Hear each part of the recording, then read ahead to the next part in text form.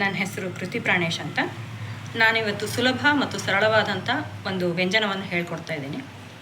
ಇದು ಬಿಸಿ ಉಪ್ಪಿನಕಾಯಿ. ಎಲ್ಲರೂ ಬಹುತೇಕ ಗೊತ್ತಿರೋವಂಥದ್ದೇ ಒಂದು ಇದು ವ್ಯಂಜನ. ಆದರೆ ಇವತ್ತು ಏನಪ್ಪ ವಿಶೇಷ ಅಂದರೆ ನಾನು ಗೆಣಸಿಂದ ಮಾಡ್ತಾ ಇರೋವಂಥದ್ದು ಸಾಮಗ್ರಿ ಇದು. ಇದಕ್ಕೆ ಬೇಕಾಗಂಥ ಎಲ್ಲ ಸಾಮಗ್ರಿಗಳು ಇಲ್ಲೇ ಇದೆ. ಉಪ್ಪು, ಆಮೇಲೆ ಇದು ಬಂದು ಬಿಸಿ ಉಪ್ಪಿನಕಾಯಿಗೆ ಬಳಸುವಂಥ ಮೆಂತೆ ಮತ್ತು ಸಾಸಿವೆ ಪುಡಿ, 3 ಚಮಚ ಸಾಸಿವೆಗೆ ಅರ್ಧ ಚಮಚದಷ್ಟು ಮೆಂತೆ. ಇದನ್ನು ಚೆನ್ನಾಗಿ ಹುರ್ಕೊಂಡು ಪುಡಿ ಮಾಡಿ ಇಟ್ಕೊಳ್ಬೇಕು. ನಾನು ಆಲ್ರೆಡಿ ಮಾಡಿ ಇಟ್ಕೊಂಡಿದ್ದೀನಿ. ಆಮೇಲೆ ಸ್ವಲ್ಪ ಬೆಲ್ಲ.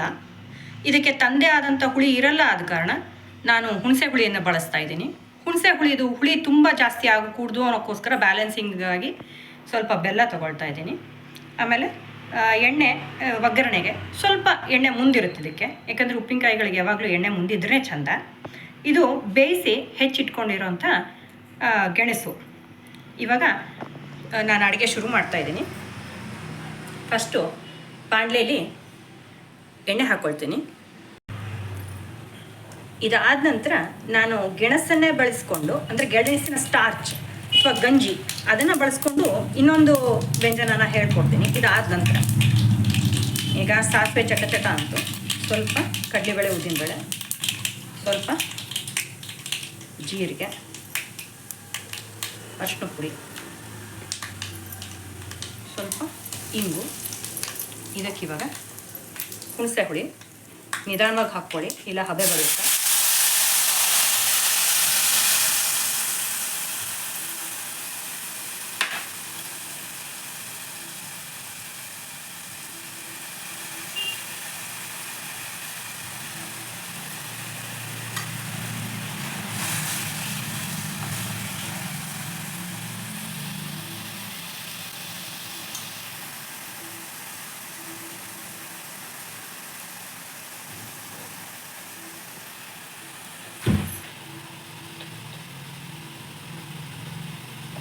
ಅದೆಲ್ಲ ಕುದೀತಿರುವಾಗಲೇ ಸ್ವಲ್ಪ ಕರಿಬೇವಿನ ಪುಡಿ ಹಾಕ್ಕೊಳ್ತೀನಿ.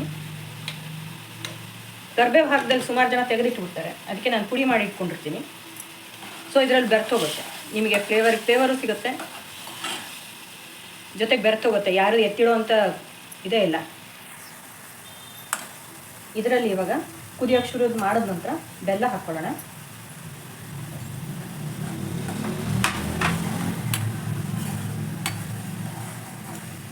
ಬೆಲ್ಲ ಸ್ವಲ್ಪ ಕರಗಿ,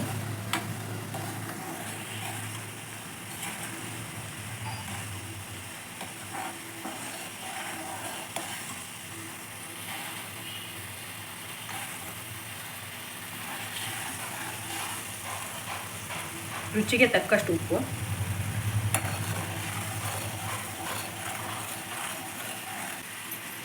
ಇದೆಲ್ಲ ಕುದೀತಾ ಇದೆ.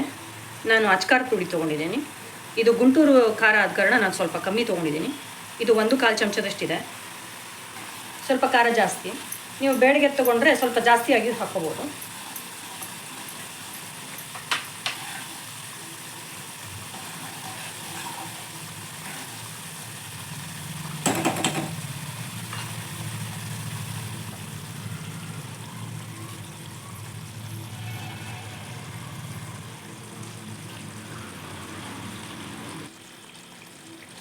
ಕನ್ಸಿಸ್ಟೆನ್ಸಿ ಸ್ವಲ್ಪ ಗಟ್ಟಿಯಾಗಿರೋದ್ರಿಂದ ಸ್ವಲ್ಪ ನಿಮಗೆ ಎಷ್ಟು ಬೇಕಾಗುತ್ತೋ ಹದ ನೋಡ್ಕೊಂಡು ನೀರು ಹಾಕ್ಕೊಳ್ಳಿ. ನಾನೊಂದು ಅರ್ಧ ಬಟ್ಲಷ್ಟು ಹಾಕ್ಕೊಳ್ತಾ ಇದ್ದೀನಿ.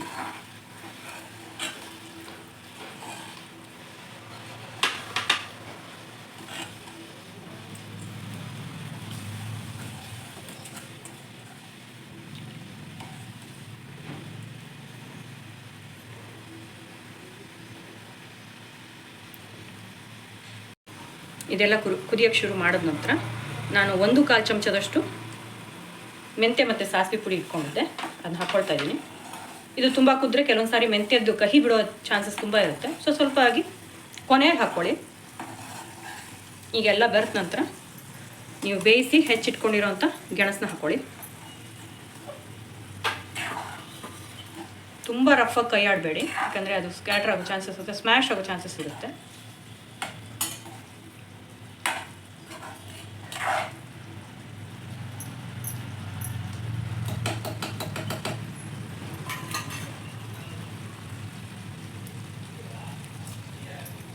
ಇದೊಂದು 5 ನಿಮಿಷ ಕುದೀಲಿ.